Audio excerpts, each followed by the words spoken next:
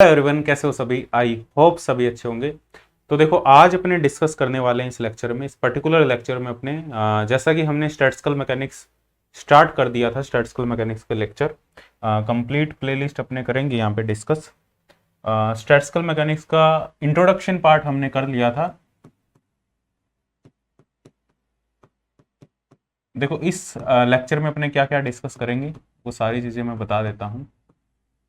Statistical mechanics, ठीक है, काफ़ी इंपॉर्टेंट है, काफ़ी इंटरेस्टिंग पेपर है और बहुत डिटेल में पढ़ेंगे इसको अपने। स्टैटिस्टिकल मैकेनिक्स का हमने इंट्रोडक्शन कर लिया था, ठीक है, इससे पहले वाली वीडियो में। स्टैटिस्टिकल मैकेनिक्स है क्या, इसकी हमें क्यों जरूरत पड़ी, ठीक है, और काफ़ी सारी चीज़ें हमने डिस्कस की थी।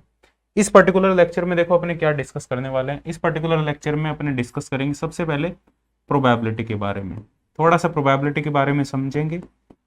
इन जनरल अपने प्रोबेबिलिटी ऑफ कॉइन के बारे में समझेंगे। कॉइन की प्रोबेबिलिटी, मान लो एक सिंगल कॉइन है, उसकी प्रोबेबिलिटी क्या है। दो कॉइन को एक साथ में फ्लिप करवाया जाता है तो उनकी क्या, कंपोजिट प्रोबेबिलिटी जिसको कह देते हैं।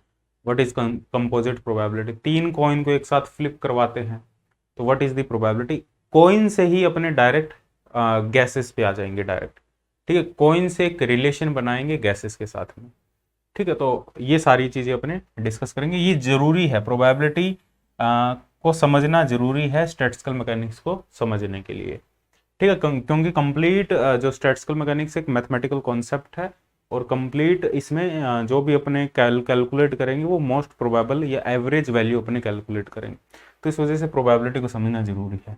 प्रोबेबिलिटी के बाद में अपने आएंगे, प्रोबेबिलिटी से ही डायरेक्ट आएंगे अपने फेस स्पेस पे, और इसका इसके साथ में क्या रिलेशन है प्रोबेबिलिटी का वो भी मैं एक्सप्लेन करूंगा, और यहाँ से ये कॉन्सेप्ट कैसे आया फेस स्पेस का वो भी मैं डिस्कस करूंगा। उसके बाद में अपने डिस्कस करेंगे gamma space, gamma space, face space और उनकी डायमेंशन के बारे में भी अपने डिस्कस करेंगे।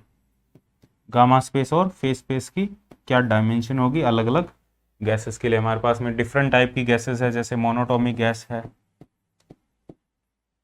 मोनोटॉमिक डाइटोमिक गैस है हमारे पास में, और अलग अलग टाइप की गैसेस के लिए,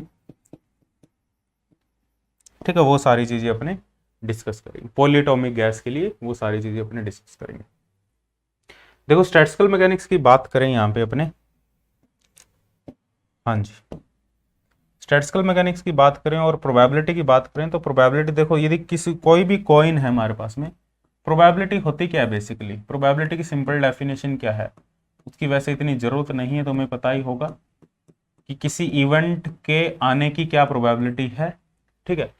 उस इवेंट, वो इवेंट कितनी बार हो रहा है upon total number of event, ये प्रोबेबिलिटी है।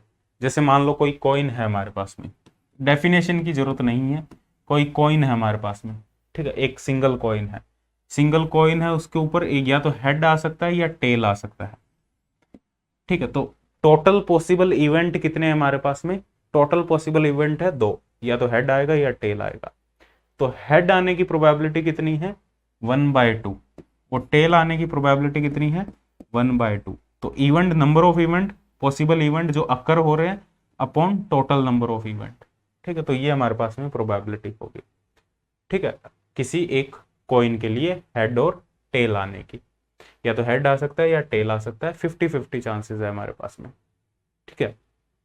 अब किसी कॉइन को यदि तुम बहुत ज्यादा नंबर, अब जरूरी नहीं है कि एक बार फ्लिप करोगे तो तुम 50% आ जाएगा, ठीक है। एक बार फ्लिप करने से, दो बार फ्लिप करने से, या नंबर ऑफ जितनी नंबर ऑफ अपने हम फ्लिप करेंगे, जितनी नंबर ज़्यादा अपने फ्लिप करेंगे, नंबर ऑफ टाइम जितने ज़्यादा करेंगे अपने फ्लिप, उतनी ही जो प्रोबेबिलिटी है वो हाफ आने की ज़्यादा चांसेस है।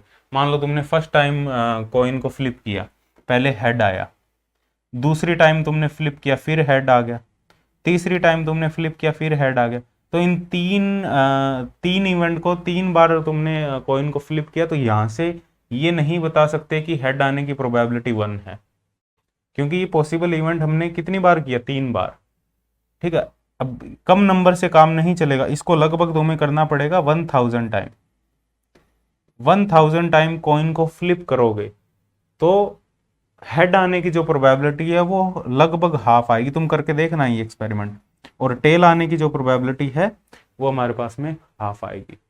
ऐसे हो सकता है 500 बार, 1000 में से लगभग 500 बार हेड आएगा यदि एनवायरमेंटल कंडीशन चेंज ना हो रही हो। ठीक है, तो 500 से ऊपर नीचे हो सकता है कुछ नंबर, जैसे 510 हो सकता है, 520 हो सकता है, 550 हो सकता है, और ये हो सकता है 480 हो सकता है। टेल आना है, जो टेल कितनी बार आ रहा है और हेड कितनी बार आ रहा है, तो कुछ इस टाइप का नंबर तुम्हें देखने को मिलेगा। ये एक्सपेरिमेंट तुम परफॉर्म कर सकते हो, लेकिन इसको जितने कम नंबर टाइम इसको परफॉर्म करेंगे तो वहां से एग्जैक्ट आइडिया नहीं लगाया जा सकता। जितने ज्यादा उसको परफॉर्म करेंगे, जितने ज्यादा टाइम परफॉर्म करेंगे, नंबर संख्या, उसकी संख्या जितनी बढ़ाएंगे तो उतना ही वो एग्जैक्ट रिजल्ट देगा। ठीक है, जितनी संख्या बढ़ाते जाओगे, जितने लार्ज नंबर के लिए इसको करते जाओगे, उतनी एवरेज वैल्यू हमें एग्जैक्ट मिलेगी। तो स्टैटिस्टिकल मैकेनिक्स, इसी वजह से स्टैटिस्टिकल मैकेनिक्स में भी अपने जो पार्टिकल की संख्या होती है वो 10⁻23 होती है, बहुत लार्ज संख्या होती है। तो यहाँ पे जो हमें एवरेज वैल्यू मिलती है वो एग्जैक्ट वैल्यू मिलती है लगभग। इस वजह से अपने यहाँ ये अप्लाई कर सकते हैं। ठीक है, थोड़ा प्रोबेबिलिटी को और समझते हैं। यदि अपने दो कॉइन की बात करें, let's say we have to coin है और दो कॉइन है, और दोनों हमारे पास में जो कॉइन है वो आइडेंटिकल है, डिस्टिंग्विशेबल है। डिस्टिंग्विशेबल का मतलब है कि जो दोनों कॉइन हैं उनको पहचाना जा सकता है। एक सिल्वर का एक गोल्ड का ले सकते हो, जो फर्स्ट कॉइन है वो सिल्वर का है और दूसरा कॉइन हमारे पास में गोल्ड का है। ठीक है, लेट्स से जो दोनों कॉइन है उनकी हेड आने की जो प्रोबेबिलिटी है उसको ए ले लेते हैं, और टेल आने की जो प्रोबेबिलिटी है उसको बी ले लेते हैं, या हेड को अपने ए ले लेते हैं, टेल को अपने बी ले लेते हैं। हेड को हम कंसीडर कर रहे हैं ए से और टेल को अपने कंसीडर कर रहे हैं बी से। ठीक है, तो फर्स्ट कॉइन, हमारे पास में दो कॉइन है, ये फर्स्ट कॉइन है, ये सेकंड कॉइन। तो यहाँ पॉसिबल दोनों कॉइन को एक साथ में फ्लिप करेंगे तो यहाँ पॉसिबल इवेंट कौन कौन से हो सकते हैं? या तो दोनों का हेड आएगा, दोनों का हेड आएगा मतलब A1 A2 आ सकता है। A1 A2 का मतलब फर्स्ट का हेड सेकंड का हेड, H1 H2 भी लिख सकते हो तुम, कोई दिक्कत वाली बात नहीं है। या क्या पॉसिबिलिटी हो सकती है, दोनों का टेल आ सकता है B1 B2, या एक का हेड आ सकता है दूसरे का टेल आ सकता है, सॉरी B2 A1 B2, या दूसरे का हेड आ सकता है, पहले का टेल आ सकता है। तो total number of possible event कितने होंगे हमारे पास में? 4 होंगे।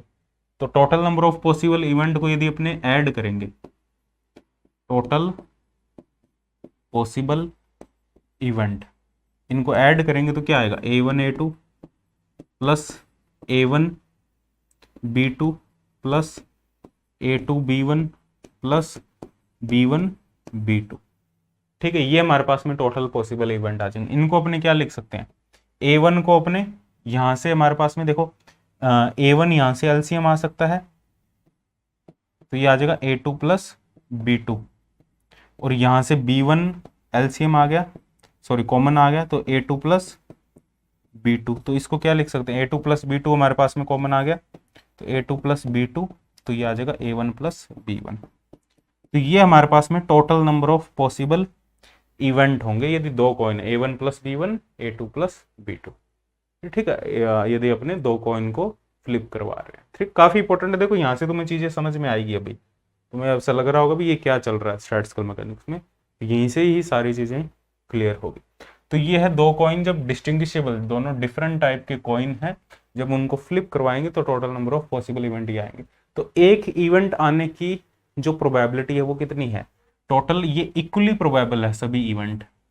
अब यहाँ पे जो इवेंट होंगे ये याद रखना, स्टैटिस्टिकल मैकेनिक्स में जो भी अपने इवेंट्स लेंगे, इवेंट समझते हो? इवेंट्स मतलब ये एक इवेंट है, ये दूसरा इवेंट, तीसरा इवेंट, चौथा इवेंट, वो इक्वली प्रोबेबल होंगे।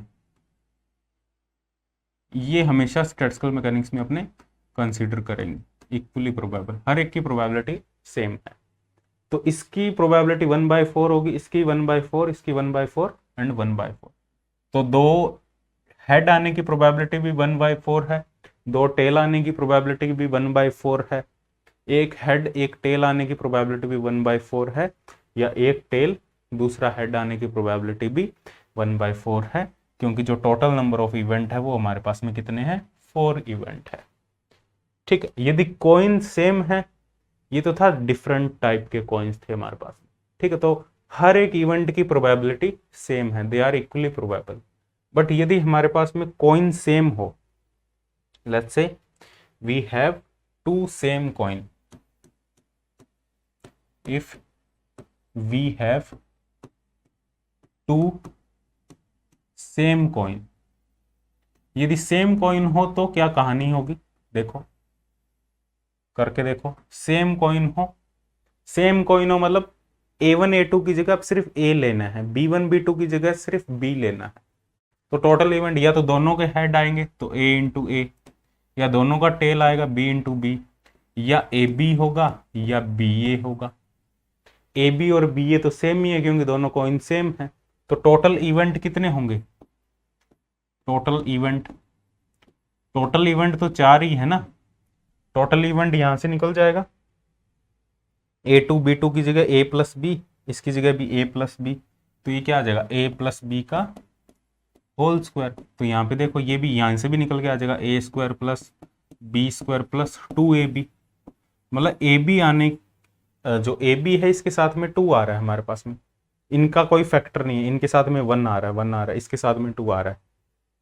तो दोनों हेड आने की जो टोटल इवेंट तो 4 ही है ना, टोटल इवेंट होंगे इनके आगे के नंबर, इनके आगे के जो भी मल्टीप्लीकेशन नंबर है उनको ऐड कर दो, वो टोटल इवेंट होंगे 1 + 1 + 2, टोटल इवेंट है 4। दोनों हेड आने की क्या प्रोबेबिलिटी है, 1/4।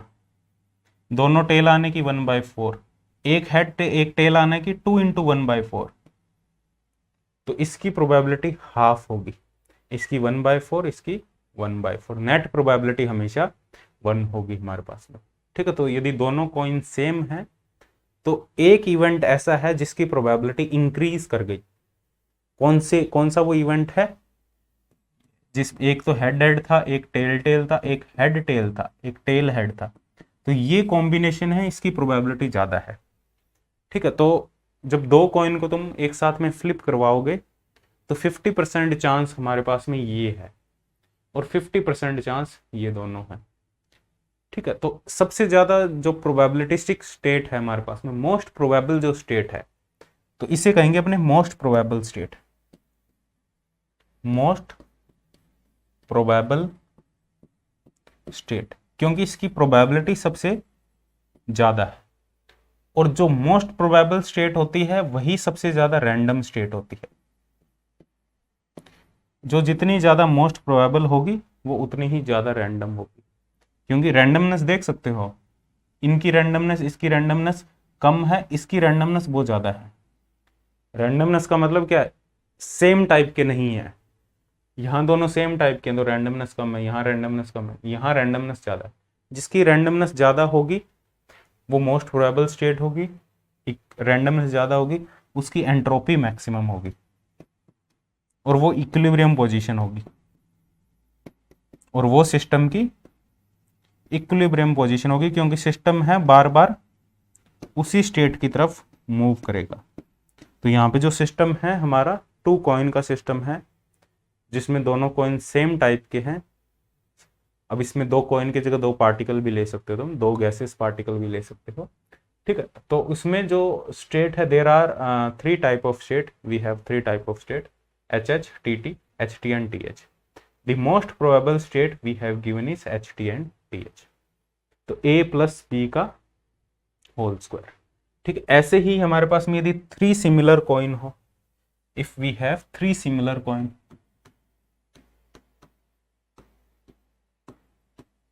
if we have 3 similar coin, 3 similar coin हो, तो इनकी क्या probability, net total number of event कितने होंगे, अब डायरेक्ट प्रेडिक्ट कर सकते हो तुम। टोटल इवेंट A + B³, जैसे A + B का होल स्क्वायर था, यहाँ आ जाएगा A + B³, या ऐसे भी निकाल सकते हो तुम, 3 हेड आएंगे, फिर इस टाइप से भी कर सकते हो तुम, वो कर सकते हो तुम, तीनों डिफरेंट है, ये आ जाएगा A1 A2 A3, तीनों यदि डिफरेंट है। ठीक है, ऐसे कॉम्बिनेशन 8 कॉम्बिनेशन बनेंगे टोटल, वो भी कर सकते हो, या डायरेक्ट यदि सेम कॉइन है तो इस टाइप से भी कर सकते हो। ठीक है, इसको सोल्व करेंगे तो क्या आएगा, A³ + B³ + 3A² B + 3 A B square. तो टोटल इवेंट कितने हैं? 1 2 2 और 3 5 और 3 8, 8 इवेंट है। तो एक इवेंट की प्रोबेबिलिटी इसकी कितनी होगी 1/8, इसकी कितनी होगी 1/8, इसकी कितनी होगी 3/8 और इसकी कितनी होगी 3/8। तो इंडिविजुअल प्रोबेबिलिटी है, सभी को ऐड करोगे टोटल प्रोबेबिलिटी 1 होगी। तो सबसे ज़्यादा रैंडम स्टेट कौन सी है? ये वाली दोनों, या तो क्या आ जाए, दोनों हेड आ जाए एक टेल आ जाए, या दो टेल आ जाए एक हेड आ जाए। ये सबसे ज़्यादा रैंडम स्टेट है, इनकी प्रोबेबिलिटी है 3/8 एंड 3/8। ठीक है, और इसमें तीनों हेड है, इसमें तीनों टेल है, इनकी प्रोबेबिलिटी कम है। तो यहाँ मोस्ट प्रोबेबल स्टेट कौन सी है? ये वाली। ठीक है, सेंड, जिसमें दो हेड आ रहे एक टेल आ रहा है।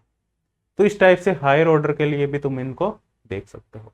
यदि अपने इन जनरल बात करें, let's say we have n number of coin, यहां से अपने गैस पे आएंगे। देखो, यदि हमारे पास में n नंबर ऑफ कॉइन हो, सिमिलर कॉइन हो, n number of similar coin,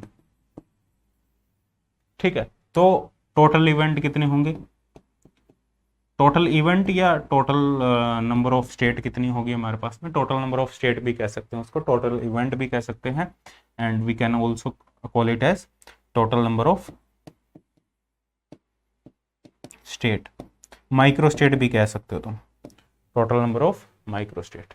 ठीक है, कितने इवेंट होंगे? a प्लस बी की पावर n, तो इसको क्या लिख सकते हैं? a की पावर n, b की पावर 0, बाइनोमियल एक्सपेंशन कर दो इसको, a की पावर n-1, और इसमें nc1 भी आएगा ना, nc1 आएगा ना, nc0, यहाँ nc0 आएगा, यहाँ nc1 आएगा, nc1 a की पावर n-1, b की पावर 1। इस टाइप से हायर ऑर्डर टर्म आएगी, लास्ट में आएगा b की पावर n। तो इस टाइप से आएगा हमारे पास में ये। ठीक है, n टर्म के लिए। ठीक है, a की पावर n, हाँ nc1 को, ठीक है, ये लिख देंगे। ठीक है, इस टाइप से आएगा। इसको जब सॉल्व करेंगे ना, इसको जब सॉल्व करेंगे तो ये आएगा हमारे पास में, ये याद रखना तुम, NCR a की पावर n, b की पावर n-r, और r की वैल्यू यहाँ पे हमारे पास में 0 to n। तो ये आ जाएगा हमारे पास में n कॉइन के लिए, और ये काफी इंपॉर्टेंट रिलेशन है। देखो, यहां लिख देता हूं इसको मैं, NCR a की पावर n, b की पावर n-r। ठीक है, अब a की पावर n और b की पावर n-r, ये तो है इवेंट, किस टाइप का इवेंट है, और ये है कितने बार वो रिपीट हो रहा है, NCR। जैसे ये था ना यहाँ पे 3 3 1 1, तो इस टाइप से वो NCR रिप्रेजेंट कर रहा है, और r की value 0 to infinity, 0 to n, sorry, r की वैल्यू 0 to n। तो इस टाइप से होगा। अब इसको तुम ओपन कर सकते हो कंप्लीट और लिख सकते हो। ठीक है, तो प्रोबेबिलिटी निकालनी, और टोटल जो टोटल नंबर ऑफ इवेंट होंगे वो इसका समीशन हो जाएगा, क्योंकि इन सभी को तो ऐड किया था हमने, 1 1 3 3, इनको ऐड किया था। तो टोटल निकालना है, total number of event, total number of event कितने हो जाएंगे, टोटल स्टेट कितनी हो जाएगी, समीशन ऑफ NCR, इसको छोड़ दो बाकी टर्म को, r equal to 0 to n, और इसका समीशन लोगे तो कितना आएगा, इसका समीशन लोगे तो आएगा हमारे पास में 2 की पावर n, क्योंकि एक कॉइन के अंदर दो स्टेट है, दो पॉसिबल। यदि 3 होती तो 3 की पावर n, डाइस होता तो 6 की पावर n हो जाता। तो ये आएगा, इसको जब सोल्व करोगे कम आउट टू बी 2 की पावर n, ये याद रख सकते हो तुम। समीशन इसको कर लेना, ऐड कर लेना, सीरीज बनेगी, तो वहां से ये आ जाएगा 2 की पावर n। करने की जरूरत नहीं है, याद रखना डायरेक्ट। और ये अब ये 2 की पावर n क्यों आया हमारे पास में, क्योंकि जो पॉसिबल कॉम्बिनेशन थे ना वो सिर्फ a एंड b था, दो ही कॉम्बिनेशन थे। ठीक है, या तो हेड या टेल, एक कॉइन की सिर्फ दो स्टेट थी। ठीक है, इस वजह से ये आया 2 की power n, n possible coin है, and each coin have 2 state. यदि डाइस होता ये हमारे पास में, इफ वी कंसीडर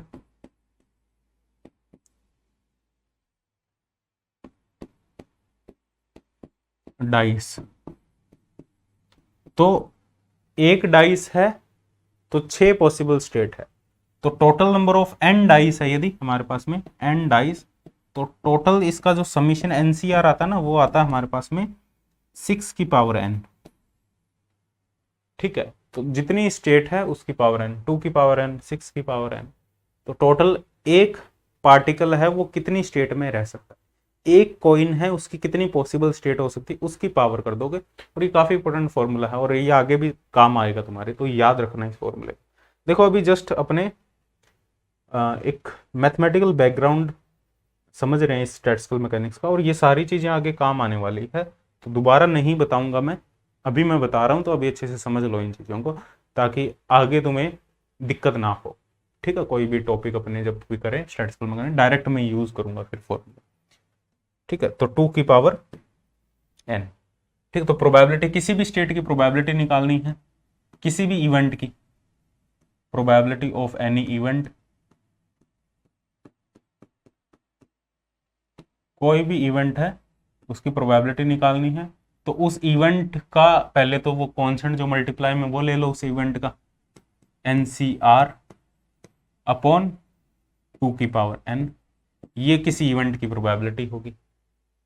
मान लो हमारे पास में इवेंट क्या है, मान लो हमारे पास में 4 कॉइन है, we have 4 coin, n is 4। Let's say एक एग्जांपल ले लेते हैं, देखो एग्जांपल ले लेते हैं अपने, एग्जाम्पल से ज़्यादा समझ में आएगा। कितना भी ले सकते हो, 5 ही ले लो, 4 ले लो, लेट्स से अपने ले लेते हैं n इज 4। ठीक है, और इवेंट ले लिया हमने, कोई भी इवेंट ले सकते हो, लेट्स से r की वैल्यू 2 है, r की वैल्यू 2 है, तो 4C2। ठीक है, r की वैल्यू 2 है, मतलब r की वैल्यू 2 का मतलब क्या है, 2 हेड आ रहे हैं, 2 टेल आ रहे हैं हमारे पास में। ठीक है, क्योंकि NCR है ना, NCR का मतलब, तो प्रोबेबिलिटी क्या होगी, इसका मतलब क्या, a स्क्वायर n की वैल्यू 4, a की पावर n-2 होगा ना, ये a की पावर, एक सेकेंड रुको, हाँ, a की पावर n की वैल्यू हमारे पास में,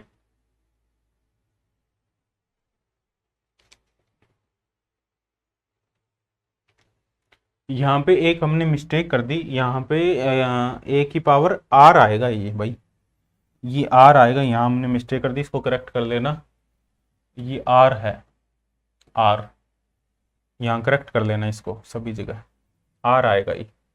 ठीक है, a की पावर r, तो r की वैल्यू यदि 2 ले लेते हैं, तो इवेंट कौन सा है, वो कौन सा इवेंट है, वो इवेंट है a की पावर 2 b की पावर 4-2, तो कौन सा इवेंट है, a स्क्वायर b स्क्वायर, मतलब 2 टेल आ रहे हैं, 2 हेड आ रहे हैं, तो ये इवेंट है, तो इसकी प्रोबेबिलिटी क्या होगी, प्रोबेबिलिटी इस इवेंट की, तो प्रोबेबिलिटी होगी NCR अपॉन 2 की पावर n, तो NCR 4C2 अपॉन 2 की पावर 4, तो 4C2 कितना होगा, 4 फैक्टोरियल 2 फैक्टोरियल 2 फैक्टोरियल अपॉन 2 की power 4, 4 factorial 4 into 3 upon 4 into 2 की पावर 4, तो 4 से 2 दूनी 4, तो 1 2 और है ना, तो 2 फैक्टोरियल, तो 4 से ये 4 कैंसिल कर दो, 6 अपॉन 16, 3/8, तो 3/8 प्रोबेबिलिटी आ रही है इस इवेंट की, a स्क्वायर b स्क्वायर की। ऐसे ही हमारे पास में और भी इवेंट होंगे, तुमको किसी भी टाइप का इवेंट ले सकते हो। ठीक है, r की वैल्यू 1 ले सकते हो तुम, r की वैल्यू 1 ले लो। ठीक है, तो इवेंट कौन सा हो गया, a इंटू बी की पावर 3, ये इवेंट हो गया। r की वैल्यू 0 ले लो, तो b की पावर 4 हो गया इवेंट। r की वैल्यू 2 ले लो, तो a square b square. r की वैल्यू 3 ले लो, a क्यूब b। r की वैल्यू 4 ले लो, 4 ही मैक्सिमम जा सकती है, a4 b की पावर 0 या 1 लिख सकते हो डायरेक्ट। तो ये पॉसिबल इवेंट है और सभी की प्रोबेबिलिटी निकाली जा सकती है। ठीक है, तो कौन से इवेंट ऐसे हैं जिनकी प्रोबेबिलिटी मैक्सिमम होगी और कौन से इवेंट ऐसे हैं जिनकी प्रोबेबिलिटी मिनिमम होगी, वो अपने यहाँ पे देखते हैं। ठीक है, तो ये इवेंट की प्रोबेबिलिटी निकालना आ गया तुम्हें, फॉर्मूला याद कर लो, NCR अपॉन 2 की पावर। ठीक है, NCR को अपने थर्मोडायनेमिक प्रोबेबिलिटी भी कह देते हैं इन जनरल। ठीक है, वो आगे भी अपने डिस्कस करेंगे। तो यहाँ पे अपने बात करें क्या डिस्कस कर रहा था मैं, हाँ, मैक्सिमम प्रोबेबिलिटी कौन से इवेंट की होगी, उसका क्या फॉर्मूला है, मैक्सिमम प्रोबेबिलिटी, कौन सा ऐसा इवेंट है जिसकी प्रोबेबिलिटी मैक्सिमम होगी। तो उसके लिए आर की जो वैल्यू है, ये याद रखना, आर की वैल्यू होनी चाहिए n/2। तो जिसके लिए आर की वैल्यू n/2 है उसके लिए प्रोबेबिलिटी मैक्सिमम होगी। n/2 का मतलब यदि 4 कॉइन है तो 2 कॉइन में हेड आना चाहिए, 2 में टेल आना चाहिए, दैट इज मैक्सिमम प्रोबेबिलिटी। ठीक है, n/2 होना चाहिए, आर की जगह n/2। तो प्रोबेबिलिटी क्या हो जाएगी, NC n/2, 2 की पावर n। तो NC n/2 को क्या लिख सकते हैं, n factorial, n/2 factorial, n/2 factorial upon 2 की पावर n। ये प्रोबेबिलिटी मैक्सिमम होगी। तो यहां देख भी सकते हो, जैसे ये क्वेश्चन किया था हमने, इसमें ये इवेंट है, एक ये इवेंट है, ये इवेंट है, ये इवेंट, इन सभी की प्रोबेबिलिटी निकालना तुम, a b³ की निकालना। यहाँ पे क्या है, r की वैल्यू 1 है, यहाँ r की वैल्यू 0, यहाँ r की वैल्यू 2 है, और r की वैल्यू 2, और n की वैल्यू कितनी है, n की वैल्यू 4 है, n 4 है, r 2 है, मतलब r कितना n/2 है, जस्ट हाफ है इसका। तो यहाँ प्रोबेबिलिटी की वैल्यू हमारे पास में मैक्सिमम होगी। ठीक है, यदि इवन संख्या में है, n इवन संख्या में है हमारे पास में, तो मैक्सिमम प्रोबेबिलिटी r = n/2 पे होगी, इफ n इज इवन संख्या। ठीक है, इसकी प्रोबेबिलिटी सबसे ज्यादा होगी, कितनी होगी, 3/8। और इन सभी इवेंट की जो प्रोबेबिलिटी है ना, इनकी इससे कम होगी, निकाल के देख लेना तुम, एक की 1/16 होगी, किसी की 2/16 होगी, तो वो निकाल के देख सकते हो तुम। तो बाकी इवेंट की प्रोबेबिलिटी कम होगी, तो मैक्सिमम जो प्रोबेबिलिटी है वो कितनी होगी, दिस। ठीक है, और मिनिमम प्रोबेबिलिटी जो होगी, ये फॉर्मूला याद रखना बस, ठीक है, काफी इंपॉर्टेंट फॉर्मूला है ये वाला फॉर्मूला, मैक्सिमम प्रोबेबिलिटी। और मिनिमम प्रोबेबिलिटी कितनी होगी, मिनिमम प्रोबेबिलिटी किसी इवेंट की, मिनिमम प्रोबेबिलिटी होगी हमारे पास में, पी मिनिमम लिख दो, पी मिनिमम, पी मिनिमम कितना होगा, आर की जगह यहां पे या तो 0 हो या आर की जगह n हो, इन दोनों केस में जो प्रोबेबिलिटी है वो मिनिमम होगी। या तो तुम लिख सकते हो NC0/2 की पावर n, या लिख सकते हो NCn/2 की पावर n। NC0 की वैल्यू भी 1 आएगी, NCn की वैल्यू कैसे, n factorial 0 factorial n-0 n factorial upon 2 की पावर n, यही होगा। या ये भी लिख सकते हो n factorial n-n 0 factorial n factorial upon 2 की पावर, सेम ही है, तो 1/2 की पावर n। तो ये हो गई हमारे पास में मिनिमम प्रोबेबिलिटी किसी भी इवेंट की, 1/2 की पावर n। और मैक्सिमम प्रोबेबिलिटी होगी दिस, क्योंकि ये संख्या मैक्सिमम आ रही है।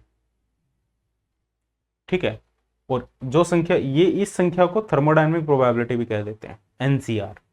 एनसीआर को अपने क्या कह देते हैं, ये भी नोट कर लें, थर्मोडायनेमिक्स प्रोबेबिलिटी। ये डिस्ट्रीब्यूशन को बताता है, वो अपने आगे भी डिस्कस करेंगे, दोबारा आएगी इसकी definition, thermodynamic probability. Thermodynamic probability होती है number of microstate in given macrostate. ठीक है, वो आगे डिटेल में डिस्कस करेंगे, अभी मैं थोड़ा सा डेफिनेशन लिखवा दूं तुम्हें। What is thermodynamic probability, thermodynamics probability, इसकी जो डेफिनेशन होती है वो होती है number of microstate in given macrostate, number of microstate in given macrostate. तो ये जो आगे नंबर था ना, उसको माइक्रोस्टेट कह देते हैं। ये जो नंबर था ना, यहां देखो, ये जो नंबर था, ये 3, ये 3, 1, 1, ठीक है, ये नंबर था ना, इसको माइक्रोस्टेट कह देते हैं। और ये A B square B B cube A cube, ये मैक्रोस्टेट है। ठीक है, मैंने माइक्रोस्टेट बोल दिया होगा गलती से, वो मैक्रोस्टेट है, ये मैक्रोस्टेट है, ए स्क्वायर बी। तो इन मैक्रोस्टेट की टोटल माइक्रोस्टेट हो सकती है हमारे पास में, वो ये नंबर को रिप्रेजेंट करता है, जिसको अपने कहेंगे thermodynamic probability. What is thermodynamic probability? Total number of microstate in given macrostate, that is thermodynamic probability.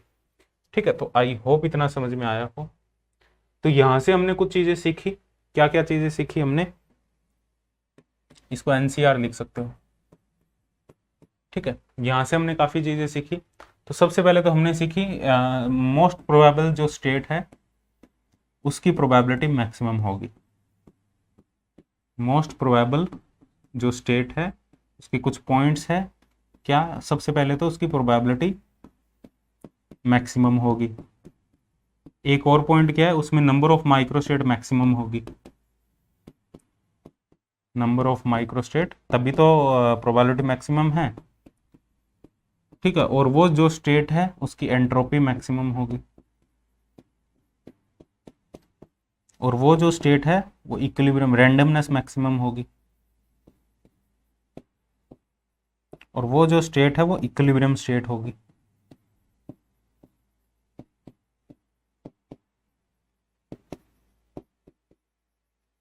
ठीक है, तो ये हमारे पास में है मोस्ट प्रोबेबल स्टेट। ठीक है, अब इसको थोड़ा सा अपने रिलेट करते हैं गैस से। ठीक है, लेट्स से अब थोड़ा सिंपल सा एग्जांपल लेके चलते हैं। Let's say we have two boxes. ठीक है, अब जो कॉइन है उससे अपने आगे बढ़ते हैं गैस की तरफ। ठीक है, कॉइन से गैस की तरफ अपने कैसे आगे बढ़ेंगे? Let's say we have two boxes, A and B box है। ठीक है, ये ए बॉक्स है और ये बी बॉक्स है, and we have 4 particle, gaseous particle है। ठीक है, वी हैव 4 पार्टिकल, उनकी अलग अलग कंडीशन हो सकती है, there can be different type of particle. वो आगे आएगा complete, boson particle, fermion particle, classical particle. अभी इन जनरल समझो, we have 4 particle, they are distinguishable particle, और इनडिस्टिंग्विशेबल भी ले सकते हो तुम। स्टार्टिंग में let's say they are indistinguishable particle. Indistinguishable का मतलब है उनको अलग अलग पहचाना नहीं जा सकता, वो भी ले सकते हो, और डिस्टिंग्विशेबल भी ले सकते हो, कोई दिक्कत नहीं। Let's say they are distinguishable particle. Distinguishable ले लेते हैं इनको, थोड़ा इजी रहेगा एक्सप्लेन करना। इनडिस्टिंग्विशेबल से थोड़ा सा कंफ्यूज हो जाओगे तुम। Let's say they are distinguishable particle. Distinguishable मतलब इनको अलग अलग पहचाना जा सकता है। एक रेड है, एक ब्लू है, एक ग्रीन, या अलग अलग नंबर कह सकते हो। एक ए है, एक बी है, एक सी है, एक डी है, 4 पार्टिकल है।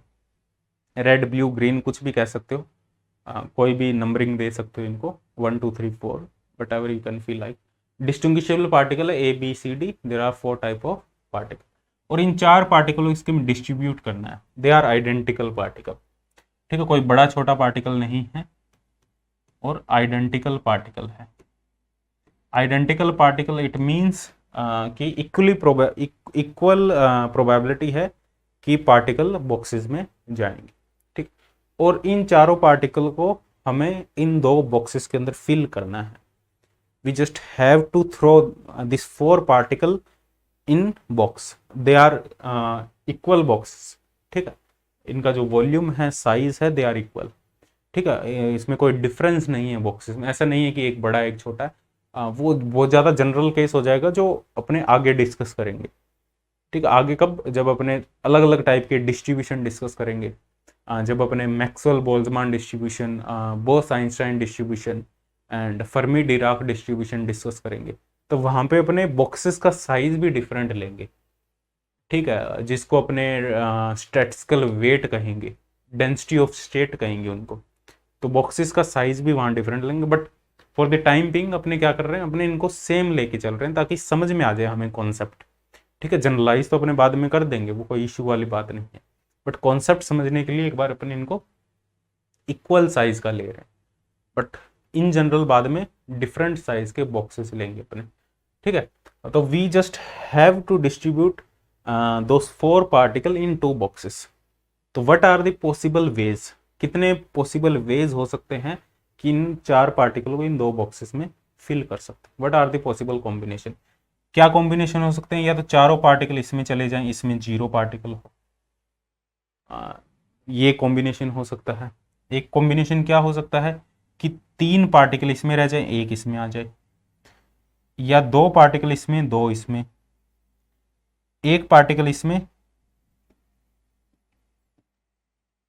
इंटरेस्टिंग है काफी, 3 पार्टिकल इसमें, 0 इसमें, 4 इसमें, तो ये पॉसिबल कॉम्बिनेशन हो सकते हैं। या तो चारों इसमें चले गए, इसमें कुछ भी नहीं किया, हमें just randomly, we just have to throw the particle randomly. ठीक है, हमें कुछ ऐसा नहीं करना कि हमने कुछ रिस्ट्रिक्शन के साथ में उनको थ्रो किया है, हमने just randomly we just pick the particle from the ground and just throw inside the box. ठीक है, जो बॉक्स ग्राउंड पे पड़े उनके अंदर हमने उनको फिल कर दिया। तो ये एक पॉसिबल कॉम्बिनेशन हो सकता है, दैट इज मैक्रोस्टेट, इसको अपने कहेंगे मैक्रोस्टेट। और इसमें कितनी माइक्रोस्टेट होगी, वो होगी थर्मोडायनेमिक प्रोबेबिलिटी। इसमें कितनी माइक्रोस्टेट, माइक्रोस्टेट कितनी होगी, टोटल पार्टिकल कितने हैं, टोटल पार्टिकल है हमारे पास में 4, और तो एनसीआर की वैल्यू कितनी है, 2 ही बॉक्स लिए ना, क्योंकि 2 कॉइन, एक कॉइन की पॉसिबल स्टेट कितनी थी, 2, इस वजह से 2 ही बॉक्स लिए। तुम 2 से ज्यादा बॉक्सेस भी ले सकते हो। तो टोटल पॉसिबल स्टेट कितनी होगी, 2 की पावर 4, 2 की power 4, there are 4 particle and we have 2 boxes, 2 shell. तो जो शेल है, जो एक बॉक्स है, उसको एक इवेंट से कंपैरिजन कर रहे हैं, एक पार्टिकल की एक स्टेट से कंपैरिजन कर रहे हैं। समझो इस कॉन्सेप्ट को, समझो। ये कॉइन था, कॉइन में एक हेड था, कॉइन में एक टेल था, तो जो कॉइन में हेड था इसको एक बॉक्स से कंसिडर कर रहे हैं, ए बॉक्स से, और कॉइन के अंदर जो टेल था उसको एक बी बॉक्स से कंसिडर कर रहे हैं। मतलब ये एक पार्टिकल की, एक कॉइन की एक स्टेट थी, और state is corresponding to energy, momentum. ठीक है, अब जो ये पार्टिकल है ना 4, ये जो बॉक्स है, it is associated with energy, momentum, volume. ये दूसरी एनर्जी, दूसरा मोमेंटम, दूसरा वॉल्यूम, नंबर ऑफ पार्टिकल, ये इन सभी से रिलेटेड है। तो धीरे धीरे अपने देखो, कॉइन में एक जो माइक्रो स्टेट थी, एच था जो, उसको अपने रिप्लेस कर देंगे energy value, energy, momentum, number of particle, chemical potential, different type of thermodynamical quantity से एसोसिएट कर देंगे। ठीक है, पार्टिकल एक पर्टिकुलर बॉक्स को कंटेन कर रहा है, it means it is possessing some particular type of energies. ठीक है, तो एनर्जीज की टर्म में बात कर सकते हो, वॉल्यूम की टर्म में, मोमेंटम की टर्म में बात कर सकते हो। मतलब जो हेड है और जो टेल है, उनको तुम एनर्जी, वॉल्यूम या थर्मोडायनेमिकल पैरामीटर से रिप्लेस कर सकते हो। थर्मोडायनेमिकल पैरामीटर, उनसे रिप्लेस कर सकते हो हेड, टेल, इन सभी को। ठीक है, काफी इंटरेस्टिंग कॉन्सेप्ट है। तो नंबर ऑफ मैक्रोस्टेट 40, इसकी नंबर ऑफ माइक्रोस्टेट कितनी होगी, एनसीआर, एन कितना है 4C0, आर की वैल्यू 0 है, इसको एन ले लो, एनसीआर 4 की आर की 0, तो ये आ जाएगा 1। ये भी एक मैक्रोस्टेट है, इसकी माइक्रोस्टेट कितनी होगी, इसकी माइक्रोस्टेट कितनी होगी 4C, आर, ये आर है, लेट्स आर की वैल्यू 1 ले लो, 4C1, तो 4 फैक्टोरियल, 3 फैक्टोरियल, 1 फैक्टोरियल, तो ये आ जाएगा 4। तो इसमें माइक्रोस्टेट ज़्यादा। ये भी एक मैक्रोस्टेट है, इसकी नंबर ऑफ माइक्रोस्टेट कितनी होगी 4C2, तो ये आ जाएगा 6। इसकी कितनी होगी, इसकी भी हमारे पास में 4C3, इसकी भी 4 आ जाएगी, इसकी आ जाएगी 4C4, इसकी 1 आ जाएगी। तो देखो, इसमें 1 माइक्रोस्टेट है, इसमें 4 माइक्रोस्टेट है, इसमें 6 है, इसमें 4 है, इसमें 1 है। ठीक है, different, we have different macrostate, for each macrostate we have different microstate, and the number of microstate is called as thermodynamic probability. जो माइक्रोस्टेट है हमारे पास में, डिफरेंट टाइप की जो माइक्रोस्टेट है, वो डिसाइड करेगी कि जो प्रोबेबिलिटी है वो मैक्सिमम होगी या नहीं होगी, क्योंकि माइक्रोस्टेट का मल्टीप्लिकेशन होता है एक मिनिमम प्रोबेबिलिटी से। ठीक है, जो मिनिमम प्रोबेबिलिटी है उसको नंबर ऑफ माइक्रोस्टेट से मल्टीप्लाई कर दो तो तुम्हें उस पर्टिकुलर स्टेट की प्रोबेबिलिटी मिल जाती है, एनसीआर को मल्टीप्लाई कर दो। तो यहां देखो कौन सी स्टेट ऐसी है जिसकी प्रोबेबिलिटी मैक्सिमम है, और मैक्सिमम प्रोबेबिलिटी है कितनी, टोटल नंबर ऑफ माइक्रोस्टेट कितनी है, 2 की पावर n, टोटल माइक्रोस्टेट, आगे लिख देता हूं कंफ्यूज नहीं होगे, टोटल माइक्रोस्टेट, टोटल माइक्रोस्टेट कितनी है, 2 की पावर n। ठीक है, तो मैक्सिमम प्रोबेबिलिटी कितनी है, किसकी प्रोबेबिलिटी मैक्सिमम होगी, 4c2 की अपॉन 2 की पावर n। 4c2 कितना है, 6/16, यही है, 6 सबसे ज्यादा है। ठीक, और मिनिमम प्रोबेबिलिटी कितनी है, मिनिमम किसी 4c0 ले सकते हो या 4c4 भी ले सकते हो, तो ये आ जाएगी 1/16। तो देखो 6/16 मैक्सिमम प्रोबेबिलिटी कौन सी स्टेट की, इस स्टेट की।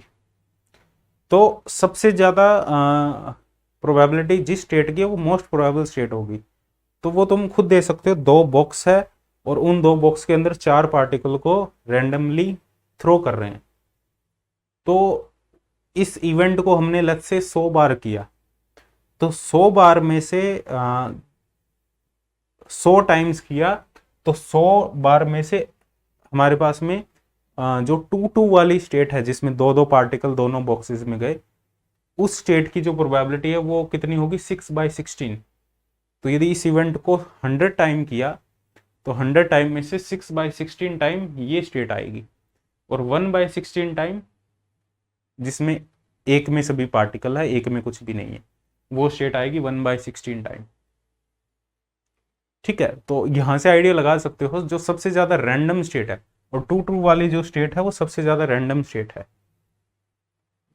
ये स्टेट सबसे ज्यादा रैंडम है, 2 इसमें 2 इसमें, और ये रैंडम नहीं है, सभी एक में आ गए, ये रैंडम नहीं है। ठीक है, सभी पार्टिकल एक ही स्टेट में डाल दिया हमने, तो यहां से आई थिंक रिलेट कर पा रहे हो तुम। तो एक बॉक्स को आगे अपने एनर्जी और उनमें उसमें कन्वर्ट कर देंगे, शेल का कॉन्सेप्ट लेके आ जाएंगे अपने। ठीक है, एनर्जी का कॉन्सेप्ट लेके आ जाएंगे, मोमेंटम का कॉन्सेप्ट लेके आ जाएंगे। ठीक है, तो बॉक्स को अब अपने को रिप्लेस करना है एनर्जी मोमेंटम इन सभी से, पोजीशन एनर्जी मोमेंटम, ये आपने कहें थर्मोडायनेमिकल क्वांटिटी से हमें इसको रिप्लेस करना है। तो यहीं से कॉन्सेप्ट आता है फेज स्पेस का। ठीक है, तो ये नोट कर लेना कि मोस्ट प्रोबेबल जो स्टेट है उसकी प्रोबेबिलिटी मैक्सिमम होगी। तो अब हमें क्या करना है, अब वो जो बॉक्स है या जो कॉइन का हेड और टेल है उसको अपने को रिप्लेस करना है, किससे, किससे रिप्लेस करना है, एनर्जी या अपने थर्मोडायनेमिकल वेरिएबल से, थर्मोडायनेमिकल वेरिएबल से रिप्लेस करना है। तो थर्मोडायनेमिकल वेरिएबल से रिप्लेस करने के लिए अपने क्या करेंगे, अब कॉन्सेप्ट आएगा यहां पे फेज स्पेस का। अब देखो काफी इंटरेस्टिंग होने वाला है ये, फेज स्पेस का कॉन्सेप्ट यहां पे हमारे पास में आएगा। ठीक है, कंप्लीट फेज स्पेस का अब अपने फेज स्पेस डिस्कस करेंगे और मैं इनको रिलेट कर दूंगा लास्ट में। ठीक है, देखो फेज स्पेस को कैसे इंट्रोड्यूस किया गया, हालांकि फेज स्पेस पहले से था नजर में, बट इसको अपने रिलेट कर सकते हैं। और फेज स्पेस कैसे अपने इसको रिलेट करता है, इन बॉक्सेस को, शेल को, तुम सुना होगा ना, फेज शेल सुना होगा, फेज शेल का कॉन्सेप्ट आएगा। ठीक है, और फेज शेल का कॉन्सेप्ट आएगा, उसके बाद में यहीं से थर्मोडायनेमिक प्रोबेबिलिटी की एक दूसरी डेफिनेशन निकल के आएगी, जो हमने एक तो डायरेक्ट मैथमेटिकली लिख दी थी, तो यहां से एक और दूसरी डेफिनेशन निकल के आएगी in terms of phase shell. Phase shell को एक बॉक्स ले सकते हो तुम, जिस बॉक्स में अपने पार्टिकल को थ्रो कर रहे हैं, और उस बॉक्स को तुम स्टेट ले सकते हो, एक पार्टिकल की एक स्टेट है, एक एनर्जी स्टेट है या एक मोमेंटम स्टेट है। वो एक बॉक्स या एक हेड या एक टेल, कॉइन का हेड टेल या वो एक बॉक्स, वो पार्टिकल की एक पर्टिकुलर एनर्जी या मोमेंटम एक स्टेट है, एक शेल है वो हमारे पास, जिसको अपने फेज शेल कहेंगे। ठीक है, तो अपने यहाँ पे आगे डिस्कस करते हैं फेस स्पेस को। फेस स्पेस अपने डिस्कस करते हैं। तो देखो नेक्स्ट अपने डिस्कस करते हैं फेस स्पेस के बारे में, ठीक है। काफ़ी इंपॉर्टेंट है और रिलेट भी करेंगे अपने इससे, गामा स्पेस भी डिस्कस करेंगे। देखो फेस स्पेस क्या है, फेस स्पेस की सबसे पहले डेफिनेशन लिख देता हूं। इट इज 6 डायमेंशनल, अपने हिसाब से लिख देता हूं मैं डेफिनेशन, इजी डेफिनेशन है। It is 6 dimensional space, it is 6 dimensional space which represent the position and momentum of single particle। कोई भी सिंगल पार्टिकल होगा उसकी पोजीशन एंड मोमेंटम को रिप्रेजेंट करता है फेस स्पेस, ठीक है। अब देखो अपने जो बॉक्स था ना, उस बॉक्स को डिफाइन कर रहे हैं, ठीक है। उस बॉक्स की कैसी शेप होनी चाहिए, वो बॉक्स किस टाइप का होना चाहिए, ठीक है, समझने की कोशिश करना। तो 6 डायमेंशनल स्पेस है, 6 डायमेंशन है, इसमें 3 पोजीशन एक्सिस होगी, 3 position axis and 3 momentum axis. लेकिन इसको अपने ड्रॉ 2 डायमेंशन में ही करेंगे, वैसे 6 डायमेंशन है, 3 पोजीशन एक्सिस होगी और 3 मोमेंटम एक्सिस होगी। एक सेकंड रुको, हाँ, जब ड्रॉ करेंगे इसको तो अपने 2 डायमेंशन में ड्रॉ करेंगे। दिस इज फेस स्पेस, ये मोमेंटम एक्सिस है, ये पोजीशन एक्सिस है। पोजीशन को Q से लिख दिया, मोमेंटम को हमने P से लिख दिया। PI QI भी लिख सकते हो। QI का मतलब है 3 dimension, Q1 Q2 Q3, XYZ भी ले सकते हो। PI का मतलब है PX PY PZ भी लिख सकते हो, या P1 P2 P3। और इसमें कोई भी पार्टिकल, हमारे पास में कोई भी गैसियस पार्टिकल है जो अपने बॉक्स के अंदर थ्रो कर रहे थे ना पार्टिकल, वो एक पार्टिकल ले लो, उस पार्टिकल की किसी पर्टिकुलर टाइम पे पोजीशन को और मोमेंटम को रिप्रेजेंट करेगा फेस स्पेस, ठीक है। उसकी पोजीशन क्या है और उसका मोमेंटम क्या है, उसको रिप्रेजेंट करेगा फेस स्पेस। एक सिंगल पार्टिकल की स्टेट को रिप्रेजेंट करेगा face space. It is a 6 dimensional space, ठीक है। अब यदि जो पार्टिकल है वो मूव कर रहा है गैस के अंदर, उसकी पोजीशन चेंज हो रही है, उसका मोमेंटम चेंज हो रहा है, तो ये जो पॉइंट है ना, इसको अपने कहेंगे face point, face point.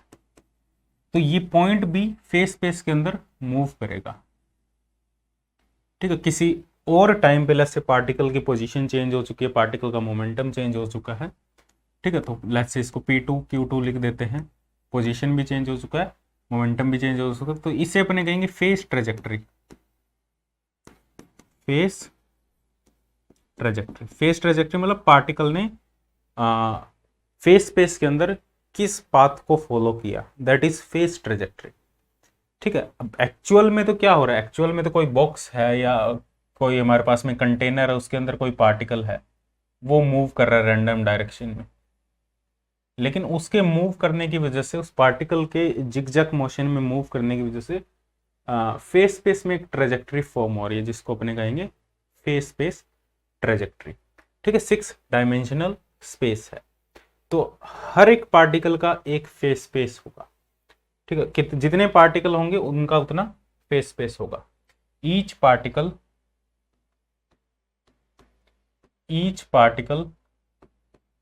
in gas is associated with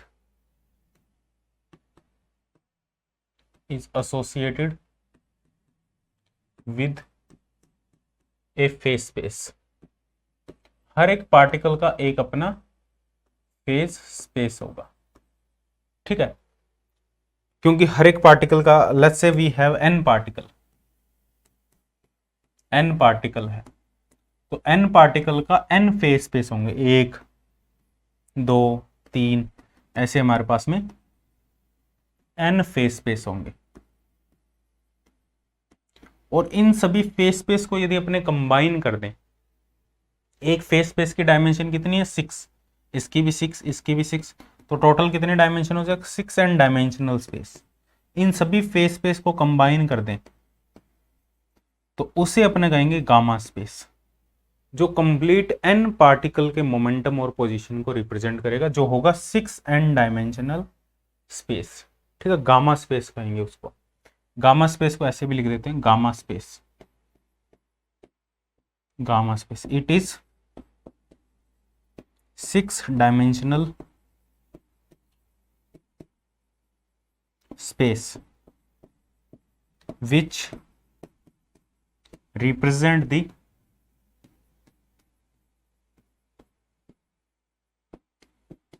position and momentum of all particle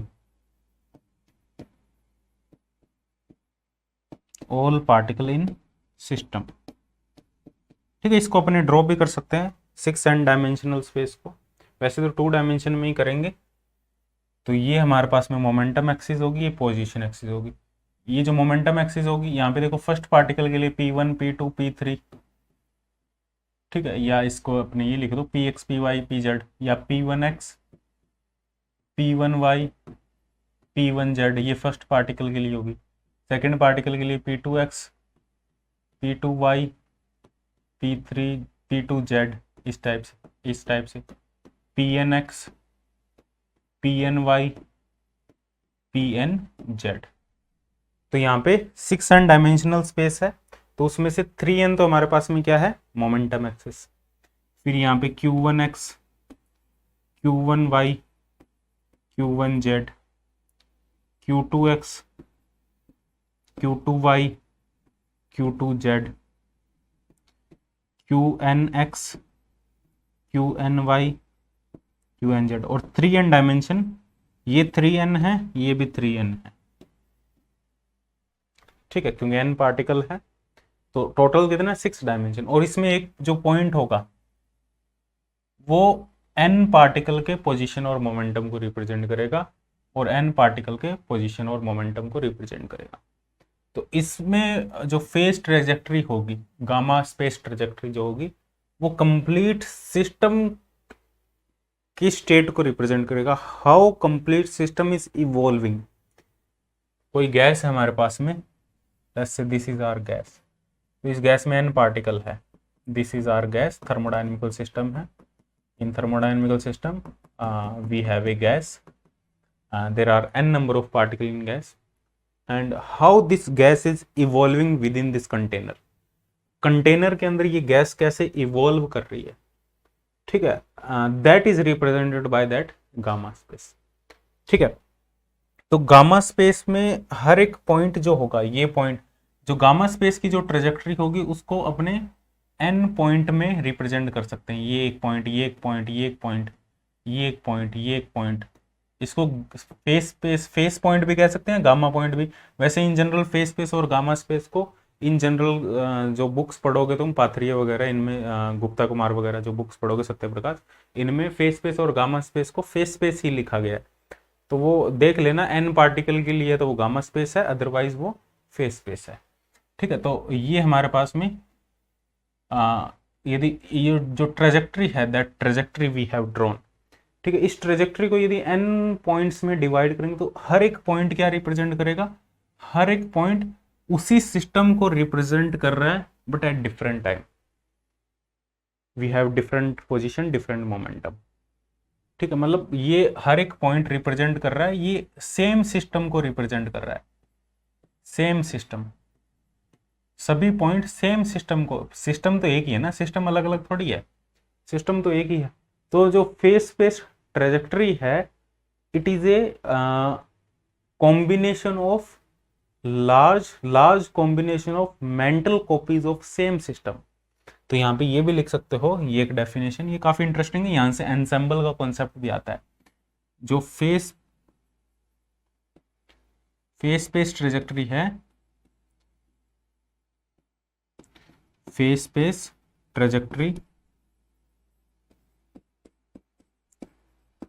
जो फेज स्पेस ट्रेजेक्ट्री उसमें जो हर एक पॉइंट होगा, ईच पॉइंट, उसको यदि अपने अलग अलग पॉइंट में डिवाइड करें फेज स्पेस ट्रेजेक्ट्री को, तो उस पर जो हर एक पॉइंट होगा वो किसको रिप्रेजेंट करेगा, सिस्टम को रिप्रेजेंट करेगा।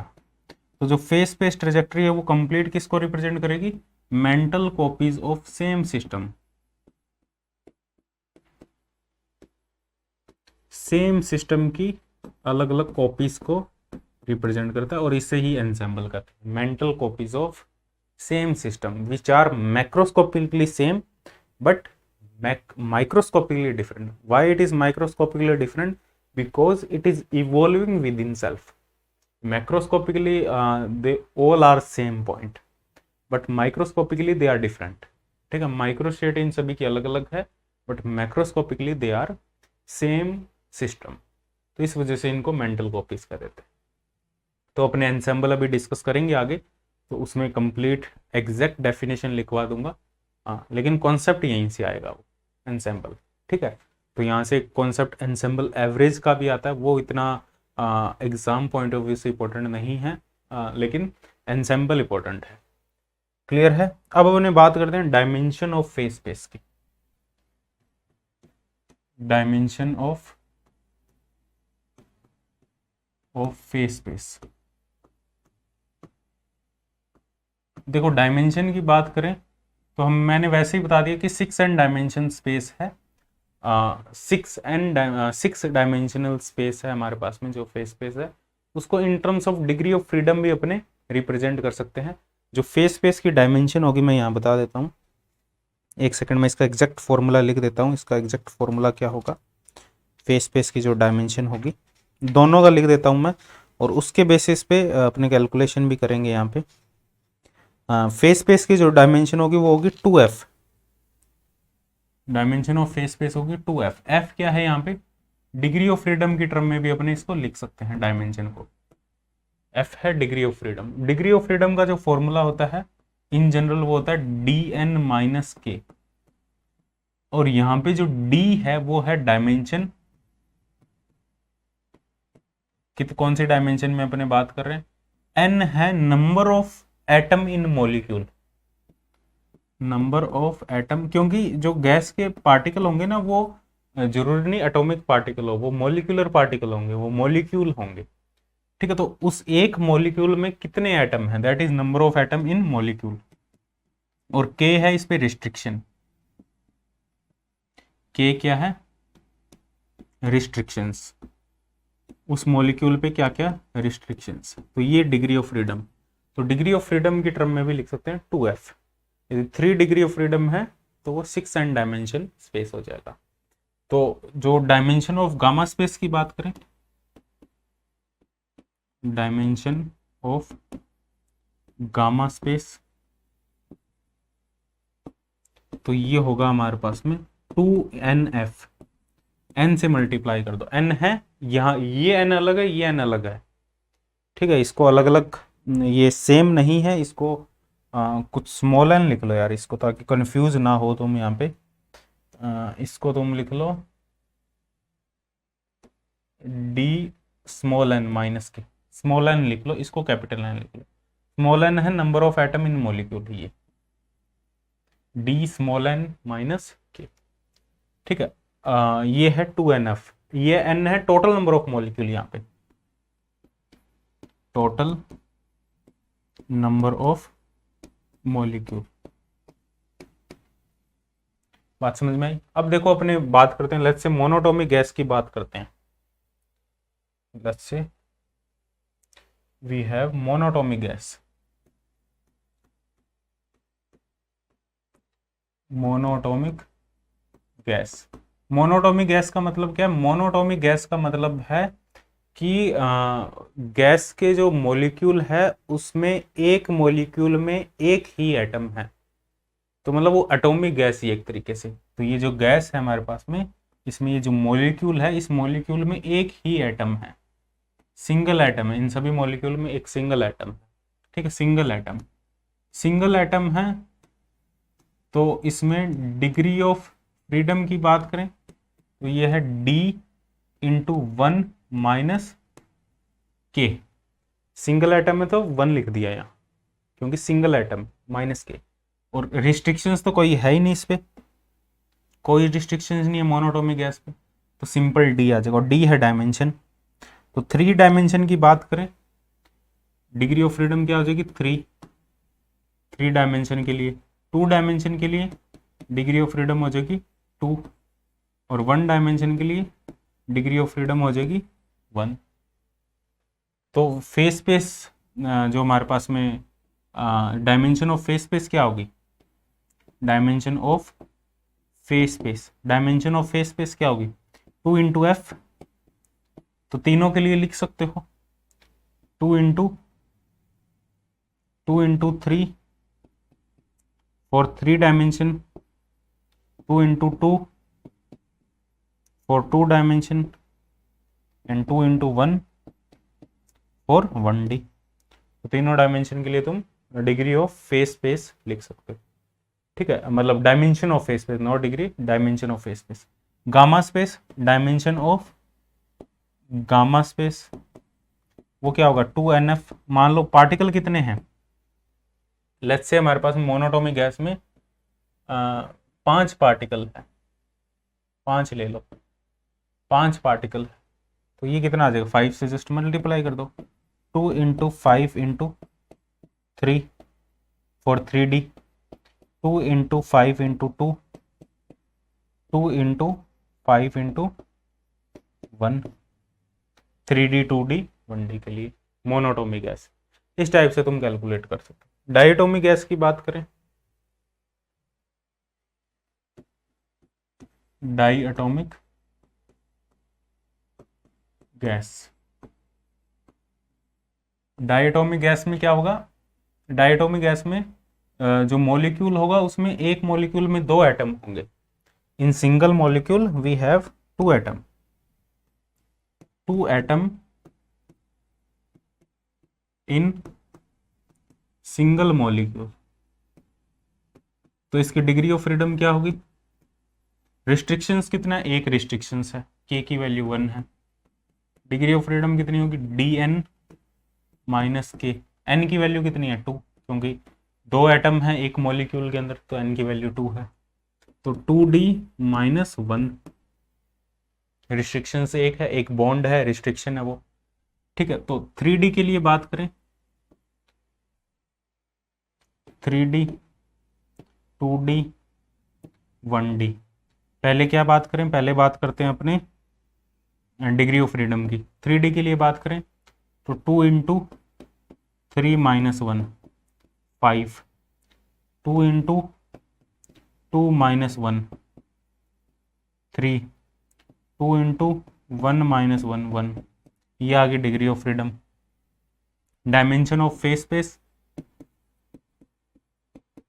Dimension of face space 2F, 2 into 5 10, 2 into 3 6, 2 into 1 2।